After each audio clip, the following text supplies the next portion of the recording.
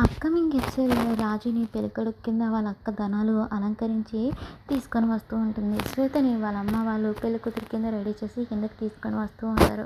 వాళ్ళిద్దరి జంటని చూసి ముత్యాలు వాళ్ళు హ్యాపీగా ఫీల్ అవుతూ ఉంటారు. రాజు ఆ పెళ్ళి ఇష్టం లేనట్టుగానే డల్‌గా ఫేస్ పెట్టి వస్తాడు. ఇక వాళ్ళిద్దరిని పెళ్లి మండపం మీద కూర్చోబెడతారు. పంతులు గారు మంత్రాలు చదువుతూ ఉంటారు. రాజుని సూర్యప్రతాప్ చూసేసరికి రాజు చాలా ఫీల్ అవుతూ ఉంటాడు. ఇక ముత్యాలు రాజు దగ్గరకు వచ్చి బట్టలు సర్దుతున్నట్టుగా యాక్టింగ్ చేసి, చూడు రాజు, నువ్వు కనుక ఈ పెళ్లి చేసుకోకపోతే నేను నిజంగానే చచ్చిపోతా అంటూ బ్లాక్మెయిల్ చేస్తూ ఉంటుంది. దాంతో రాజు ఏం మాట్లాడలేకపోతాడు.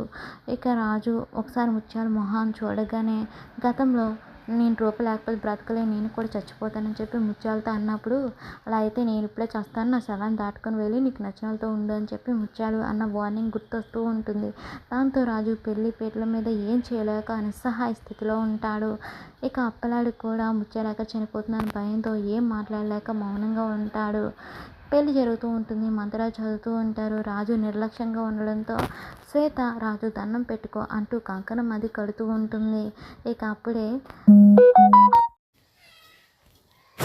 విజయంక సూర్యప్రతాప్ వాళ్ళు రాజు శ్వేతలకి పెళ్ళి అవుతున్నందుకు హ్యాపీగా ఫీల్ అవుతూ ఉంటారు.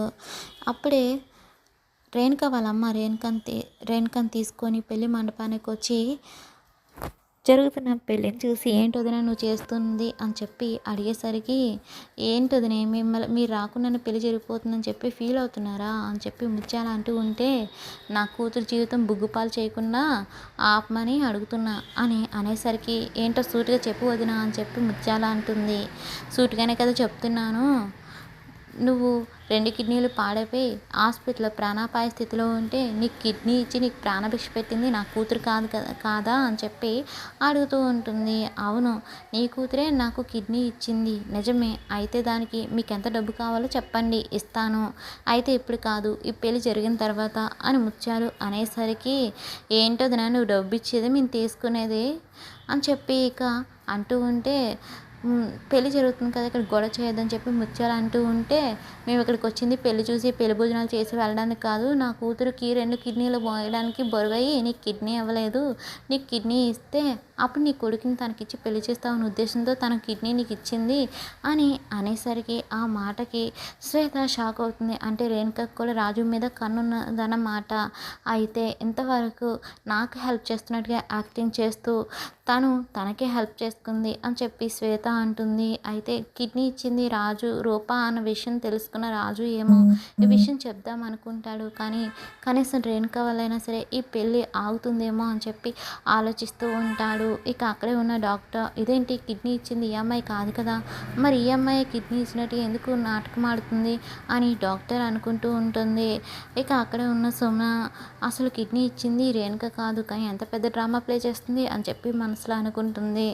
ఇక ముత్యాలేమో, చూడు నేను రేణుకని నా కిడ్నీ ఇవ్వమని అడగలేదు, కిడ్నీ ఇస్తే నేను నా కొడుకుని ఇచ్చి తనకు పెళ్లి చేస్తానని కూడా నేను చెప్పలేదు, ఏ అమ్మ రేణుక నీకు చెప్పాను అని చెప్పి ముత్యాలు అడిగేసరికి, లేదు అత్తయ్య, కానీ మీరు రాజునిచ్చి పెళ్లి చేస్తారన్న ఉద్దేశంతో నీ కిడ్నీ ఇచ్చానని చెప్పి రేణుక అంటుంది. దాంతో అక్కడ ఉన్న సీఎం గారేమో, ఏంటమ్మా ఈ న్యూసెన్స్ అని చెప్పి అంటూ ఉంటే, చూడు పెళ్లి మండపంలో న్యూసెన్స్ చేయకండి, ఏమైనా ఉంటే తర్వాత మాట్లాడుకుందాం, మీరు తెలిసిన వాళ్ళు కాబట్టి మర్యాద చెప్తున్నా అని ముత్యాలు అంటూ ఉంటుంది.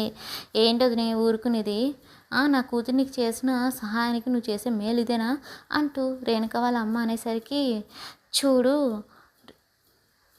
రేణుక నాకు కిడ్నీ ఇచ్చినందుకు తనకు నేను జీవితాంతం రుణపడి ఉంటాను, తనకి ఎటువంటి హెల్ప్ కావాలన్నా చేస్తాను, తనకు మంచి సంబంధం చూసి కూడా పెళ్లి చేస్తానని చెప్పి ముత్యాలు అనడంతో, ఒంటి కిడ్నీ అమ్మాయిని ఏ పెళ్లి కొడుకు మాత్రం చేసుకుంటాడు, గొర్రె అయితేనే చేసుకుంటుంది అని చెప్పి అంటూ ఉంటే, ఇక సీఎం గారు మధ్యలో తలదూర్చడంతో, ఏంటి మీరు ఒంటి కిడ్నీ ఉన్న పిల్లగాని మీరు పెళ్లి చేసుకుంటారా ఏంటి సీఎం గారు అని చెప్పి అడుగుతుంది. దాంతో వాళ్ళందరూ కూడా మౌనంగా ఉంటారు. అప్పుడే డాక్టర్ గారు పైకి లేచి, ముత్యాల గారు, అసలు మీ కిడ్నీ ఇచ్చింది ఈ అమ్మాయి కాదు, కాదు అని చెప్పి అనేసరికి ఒక్కసారిగా షాక్ అయిన రేణుక వాళ్ళమ్మ, ఏంటే కిడ్నీ ఇచ్చింది నువ్వు కాదా అని చెప్పి రేణుకని అడిగేసరికి, నేను కాదమ్మా అలా అని చెప్పి రేణుక అనేసరికి, మరి ఎందుకు నాకు అలా చెప్పి ఎక్కడ తీసుకొని వచ్చా అని చెప్పి వాళ్ళ అమ్మ అడుగుతూ ఉంటే, అంటే నేను అలా చెప్తానే కదా నువ్వు ఇక్కడికి వచ్చి ఇలా గొడవ చేసి పెళ్ళి ఆపుతావు అని రేణుక అంటుంది. దాంతో ఇక ముత్యాలకి కోపం వచ్చి, చూడు బాగా తెలిసిన వాళ్ళు కాబట్టి ఏం అనలేకపోతున్నాను, మర్యాదగా పెళ్లి చూస్తానంటే చూసి 4 అక్షంతలు వేసి వెళ్ళిపోండి, అంతేకాని ఇక్కడ రచ్చ చేస్తే మామూలుగా ఉండదని చెప్పి ముత్యాలు వార్నింగ్ ఇస్తుంది. దాంతో వాళ్ళ అమ్మ రేణుకని తీసుకొని వెళ్ళబోతూ ఉంటే, వద్దమ్మా ఇప్పుడు రాజు శ్వేతల పెళ్ళి ఎలా అయినా సరే ఆపాలి, అనవసరంగా డాక్టర్ వాళ్ళ పెళ్ళి ఆపలేకపోయాము, ఏదో ఒకటి చేసి ఆపుదామని చెప్పి రేణుక అంటూ ఉంటే, మనం చేయగలదు ఏం లేదు, వెళ్ళి కూర్చుందిరా అని చెప్పి వాళ్ళ అమ్మ తీసుకొని వెళ్ళిపోతుంది. దాంతో సుమన, ఈ రేణుక ఎంత నాటకం ఆడింది, ఆయన కిడ్నీ ఇచ్చింది రూప అన్న విషయం చెప్పేస్తే బాగుంటుందేమో, కానీ బావగారు ఎలా తీసుకుంటారో ఆ విషయాన్ని అని చెప్పి సుమన మైండ్లో ఆలోచిస్తూ అలానే ఉండిపోతుంది. అయితే కిడ్నీ ఇచ్చింది రేణుక కాదని తెలుసుకున్న ముత్యాలు, అయితే నాకు కిడ్నీ ఇచ్చింది ఎవరు డాక్టర్ గారు అని చెప్పి అడుగుతూ ఉంటుంది. అప్పుడే శ్వేత, అత్తయ్య ముందు పెళ్లి జరగనివ్వండి అని చెప్పి అనడంతో సరే అని చెప్పి అందరూ ఒప్పుకుంటారు. ఇక రాజు ఏమో కిడ్నీ ఇచ్చింది రూప అన్న విషయం చెప్పబోతూ ఉంటాడు. కానీ రూప ఎట్టి పరిస్థితుల్లో అత్తయ్యకి నేనే కిడ్నీ ఇచ్చానన్న విషయం తెలియకూడదు అన్న మాటలు గుర్తొచ్చి రాజు సైలెంట్గా ఆగిపోతాడు. మళ్ళీ పల్లి తంతు మొదలవుతుంది. ఇక వాళ్ళిద్దరు జీలకర్ర బెల్లం పెట్టుకునే సిచ్యువేషన్కి వస్తారు. రాజు తల మీద జీలకర్ర బెల్లం పెట్టబోతూ ఉంటే రాజు ఏం చాలా అర్థం కానీ టెన్షన్లో ఉంటాడు. అయితే పెళ్ళికి ఎదురైన అవాంతరాలన్నీ చూసిన సూర్యప్రతాప్, ఇదేంటి ఒకదాని తర్వాత ఏదో ఒక అవాంతరం వస్తూనే ఉంది, కొంపతీసి ఆ విరూపాక్షి చెప్పినట్టుగా నీ పెళ్ళి ఆపేస్తుందా ఏంటి, లేదు ఎట్టి పరిస్థితుల్లో ఈ పెళ్లి జరిగి తీరాల్సిందని చెప్పి సూర్యప్రతాప్ అంటూ ఉంటాడు. ఒక పక్క రూప రాజుకి శ్వేతకి పెళ్లి జరుగుతుందన్న విషయాన్ని తెలుసుకొని, రాజు నువ్వు నాతో చేసిన ప్రమాణాలు కానీ ప్రయాణాలు కానీ ఇంకెవరితో చేయకూడదు అంటూ బాధపడుతూ, అమ్మ నీ చేతుల మీద మా ఇద్దరికి పెళ్లి జరిగింది, నీ చేతులతో ఈ బంధం తెగిపోకుండా నువ్వే కాపాడాలి అంటూ రూప ఏడుస్తూ కోరుకుంటుంది. ఇక విరూపాక్షి ఆటోలో వస్తూ ఉంటుంది. సరిగ్గా రాజు తల మీద జీలకర్ర బెల్లం శ్వేత పెట్టబోతూ ఉంటుంది. అదే సమయానికి అక్కడికి విరూపాక్షి వచ్చి ఆపండి అని అంటుంది. సడన్గా అక్కడికి వచ్చిన విరూపాక్షిని చూసి అందరూ కూడా షాక్ అవుతూ ఉంటే రాజు హ్యాపీగా ఫీల్ అవుతూ ఉంటాడు. ఇక విరూపాక్షి ఆవేశంగా లాయర్ కానీ ఎస్ఐ కానీ తీసుకొని వస్తూ ఉంటే, సూర్యప్రతాప్ ఆగు అని చెప్పి అంటూ ఉంటే, ఆగడానికి రాలేదు ఈ పెళ్ళి ఆపడానికి వచ్చాను అని చెప్పి విరూపాక్షి అనడంతో గతంలో అందరి సమక్షంలో పెళ్ళి ఆపేస్తానన్న విరూపాక్షి మాటలు గుర్తొచ్చి సూర్యప్రతాప్కి కోపం వస్తూ ఉంటుంది. ఇక అక్కడే ఉన్న సీఎం గారు లాయర్ గారిని వాళ్ళని చూసి, ఏంటి లాయర్ గారు పెద్దల సమక్షంలో పెద్దల అనుమతితో జరుగుతున్న ఇలాంటి పెళ్ళిలో ఇలా న్యూసెన్స్ క్రియేట్ చేయొచ్చా అని చెప్పి అడుగుతూ ఉంటే, సారీ అండి పెద్దల అనుమతి ఉంటే సరిపోదు, పెళ్లి చేసుకోబోయే దంపతుల అంగీకారం కూడా ఉండాలని చెప్పి లాయర్ అనడంతో వాళ్ళిద్దరు అంగీకారం లేకుండా ఎంతవరకు వస్తుందని చెప్పి ముత్యాలు అడుగుతూ ఉంటే, అప్పుడు విరూపాక్షి ఏమో, చూడండి లాయర్ గారు ఎస్ఐ గారు, ఆ పెళ్లిపేటల మీద ఉన్న పెళ్లి కొడుక్కి ఆల్రెడీ పెళ్ళి అయింది, తను పెళ్లి చేసుకుంది ఎవరో కాదు స్వయాన నా సొంత కూతుర్ని అని చెప్పి, ఇక విరూపాక్షి నా సొంత కూతురికి అన్యాయం జరుగుతూ ఉంటే నేను చూస్తూ ఊరుకుంటాను, వాళ్ళ వైపు సీఎం గారు ఉన్నారని ధైర్యంతో ఉన్నారు, కానీ నా వైపు న్యాయం ఉందని ఉద్దేశంతో పోరాడుతున్నాను, మీరు న్యాయపరంగా ప్రవర్తించి నా కూతురికి న్యాయం జరిపించాల్సిందిగా కోరుతున్నానని చెప్పి విరూపాక్షి అంటుంది. దాంతో విజయాముఖ, ఏంటి విరూపాక్షి, రూపా నీ కన్న కూతురా, అసలు అలా అనడానికైనా అర్థం ఉండాలి, కానీ వదిలేస్తే కూతురు అయిపోదు, నా తమ్ముడు రూపాని చిన్నప్పటి నుంచి పెంచి పెద్ద చేసి తను తెలుసో తెలియక చేసిన తప్పుని సరిదిద్దే క్రమంలో ఈ పెళ్ళిని అందరి ఇష్టంతో అంగీకారంతో జరుగుతుంది, అటు అబ్బాయి కానీ అటు అమ్మాయికి కానీ ఎటువంటి అభ్యంతరం లేదు, ఇప్పుడు ఈ పెళ్లి చేసుకోబోతున్న శ్వేతకు కూడా ఎటువంటి అభ్యంతరం లేదు, ఈ పెళ్లి చేసుకోబోతున్న శ్వేత వాళ్ళ అమ్మ నాన్నకి కానీ ఫ్యామిలీకి కానీ ఎటువంటి అభ్యంతరం లేదు, మధ్యలో నువ్వెవరు అడగడానికి అని చెప్పి అంటూ ఉంటే విజయాంక, ఇక విరూపాక్షి ఏమో, చూడు విజయాంక నేను రూపని వదిలేసి వెళ్ళిపోలేదు, కొన్ని పరిస్థితుల కారణంగా కొందరు వ్యక్తుల కారణంగా దూరంగా ఉండాల్సి వచ్చింది, అంత మాత్రాన రూప నా కూతురు కాకుండా పోదు అని చెప్పి ఇక విరూపాక్షి అంటూ ఉంటుంది. ఆయన తల్లి గురించి బిడ్డ మీద ఉన్న ప్రేమ గురించి మాట్లాడే అర్హత నీకు లేదని చెప్పి విజయాంకని ఎదురిస్తూ ఉంటుంది విరూపాక్షి.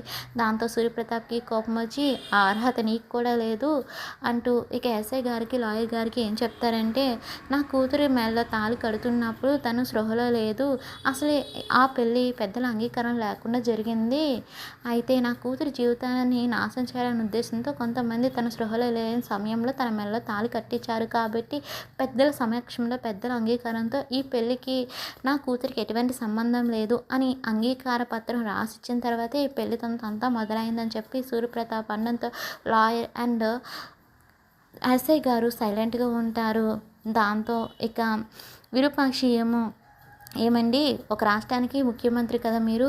అలాంటిది ఆల్రెడీ పెళ్ళైన ఒక వ్యక్తికి విడాకులు రాకుండా రెండో పెళ్లి ఎలా చేస్తారు అంటూ సీఎం గారిని ప్రశ్నిస్తుంది విరూపాక్షి. దాంతో ఏం మాట్లాడుతున్నారు అంటూ సూర్యప్రతాప్ రూప రాసిచ్చిన అంగీకార పత్రం తీసుకొని వచ్చి విరూపాక్షితో ఇదిగో ఈ పెళ్లి పట్ల రాజుకి రూపకి ఎటువంటి సంబంధం లేదు. రాసిచ్చిన అంగీకార పత్రం నీకు చదువొస్తే చదువుకొని ఒక మూలకెళ్ళి కూర్చో, లేదంటే చదువు రాకపోతే మీ లాయర్ గారితో చదివించుకో అని చెప్పి పొగరుగా అంటుంది శ్వేత. ఇక విరూపాక్షి ఏమో లాయర్ గారి దగ్గర ఉన్న రూపరాజు రిజిస్టర్ మ్యారేజ్ సర్టిఫికేట్స్ని చూపిస్తూ నువ్వు ఇచ్చే తెల్ల పేపర్ కన్నా చాలా వాల్యుబుల్ అయిన రిజిస్టర్ మ్యారేజ్ సర్టిఫికేటు రిజిస్టర్ ఆఫీసులో గవర్నమెంట్లో రిజిస్టర్ సర్టిఫికేటు రూపరాజులకి మ్యారేజ్ అయిందని లీగల్గా ప్రూవ్ చేసే మ్యారేజ్ సర్టిఫికేటు అని చెప్పి విరూపాక్షి అనేసరికి అందరూ కూడా షాక్ అవుతారు. అసలు రూపరాజులకి మ్యారేజ్ సర్టిఫికేట్ ఎలా వచ్చింది అని చెప్పి ఆశ్చర్యపోతూ ఉంటే రేణుక ఏమో ఎలాన్నా సరే విరూపాక్షి గారు శ్వేతల పెళ్ళి ఆపేస్తున్నందుకు గండం గట్టెత్తుందని చెప్పి రేణుక హ్యాపీ ఫీల్ అవుతుంటే అటు రాజు అప్పలాడు కూడా హ్యాపీగా ఫీల్ అవుతూ ఉంటారు. మందారం ఏమో నన్ను క్షమించండి పెద్దయ్య, అమ్మాయి గారు రాజు నా జీవితాలు బాగుపడాలని నేను ఆ సర్టిఫికేట్ ఇచ్చానని చెప్పి రేణుక అనుకుంటూ ఉంటుంది. ఇక విరూపాక్షి ఏమో ఆ మ్యారేజ్ సర్టిఫికేట్ చూపిస్తూ ఉంటే శ్వేత ఏం మాట్లాడాలో తెలియక మౌనంగా ఉంటుంది. నీకు చదువు వస్తే చదువుకో, లేదా నీకు చదువు రాకపోయినా అర్థం కాకపోయినా మీ నాన్నగారికి ఇస్తే అర్థమయ్యేలా చెప్తారు, లేదంటే మాజీ మంత్రివర్యులు సూర్యప్రతాప్ గారికి ఇస్తే అర్థమయ్యేలా వివరించి చెప్తారు అంటూ విరూపాక్షి ఆ మ్యారేజ్ సర్టిఫికేట్ని చూపించి అంటూ ఉంటుంది. దాంతో అందరూ కూడా షాక్లో ఉంటారు. మరి రాజు శ్వేతల పెళ్ళి ఎలా ఆగబోతుంది అనేది అప్కమింగ్ ఎపిసోడ్లో చూద్దాం.